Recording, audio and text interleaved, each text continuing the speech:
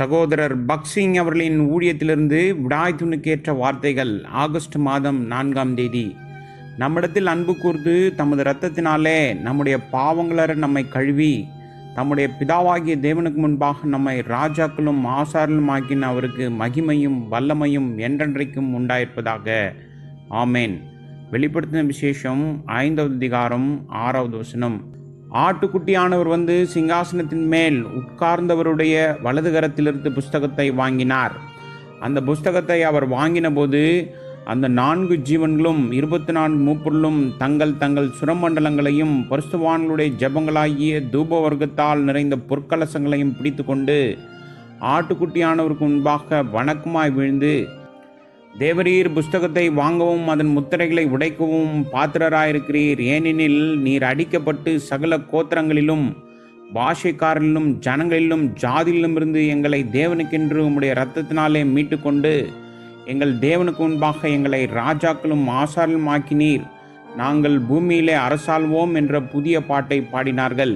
வெளிப்படுத்தின விசேஷம் 5வது அதிகாரம் 8 மற்றும் 9வது வசனங்கள்.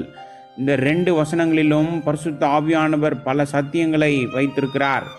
எவ்வளவு பெரிய இரட்சகர், எவ்வளவு பெரிய ரட்சிப்பு மற்றும் எல்லாவற்றிலும் தேவன் நமக்காக எவ்வளவு உயர்ந்த மற்றும் உன்னதமான நோக்கத்தை கொண்டிருக்கிறார். இவை அனைத்தும் இந்த 2 வசனங்களிலும் தொகுக்கப்பட்டிருக்கிறது. ஒவ்வொரு வார்த்தைக்கும் ஆழமான அர்த்தம் இருக்கிறது. அதனால்தான் 4 ஜீவன்களும் 24 மூப்பொருளும் ஆட்டுக்குட்டியானவருக்கு முன்பாக வீழ்ந்து வணங்கினார்கள். இந்த 4 ஜீவன்களும் 24 மூப்பொருளும் உண்மையான சபையை பற்றி பேசுகிறார்கள் என்பதை இது நிரூபிக்கிறது. அவர் தம்முடைய இரத்தத்தினாலே நம்மை மீட்டு கொண்டபடியினாலே நீரே பாத்திரர் என்று சொல்கிறார்கள். அவர்கள் கர்த்தராகிய இயேசு கிறிஸ்துவின் முழு சபையையும், அவருடைய இரத்தத்தால் மீட்கப்பட்டவர்களையும், அவரால் கிரயத்திற்கு கொல்லப்பட்டவர்களையும், அவர் வாங்கிய உடைமையாக மாறியவர்களையும் பிரதிநிதித்துவப்படுத்துகிறார்கள். அவர்கள் பூமியில் ரட்சிப்பின் அனுபவத்தை பெற்றிருந்தாலும் தேவன் யார், நம்மை தேடி ரட்சிப்பதில் எவ்வளவு பெரிய அன்பை காட்டினார், அவர்களை அவர் எழுப்புவதற்கு அவருக்கு எவ்வளவு வல்லமை இருக்கிறது, அவர்கள் எவ்வளவு வல்லமையை அடையப் போகிறார்கள் என்பதை பற்றிய முழு அறிவு நம்மிடம் இல்லை. அவர்கள் அவருக்கு மிகவும் நன்றியுள்ளவர்களாக அவருக்கு முன்பாக விழுந்து ஆராதிக்கிறார்கள். ஆட்டுக்குட்டியானவர் வந்து சிங்காசனத்தின் மேல் உட்கார்ந்தவருடைய வலது கரத்திலிருந்து புஸ்தகத்தை வாங்கினார். அதுவரை அவர்கள் அமைதியாக அமர்ந்திருந்தனர். அவர் அருகில் வந்து புஸ்தகத்தை திறந்தபோது அவர் ஏன் தங்களை தேடி ரட்சித்தார், ஏன் மன்னித்தார் என்பதை அவர்கள் அறிந்தார்கள்.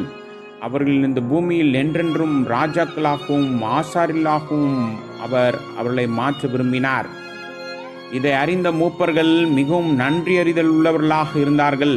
அவர்கள் மகா சப்தமிட்டு, அடிக்கப்பட்ட ஆட்டுக்குட்டியானவர் வல்லமையையும் ஐஸ்வர்யத்தையும் ஞானத்தையும் பலத்தையும் கனத்தையும் மகிமையும் ஸ்தோத்திரத்தையும் பெற்றுக்கொள்ள பாத்திரராயிருக்கிறார் என்று சொன்னார்கள். நாம் பரலோகத்துக்கு போகும்போது ஒவ்வொரு இனம், மொழி மற்றும் தேசத்தை சேர்ந்த ஜனங்களை நாம் பார்க்க முடியும்.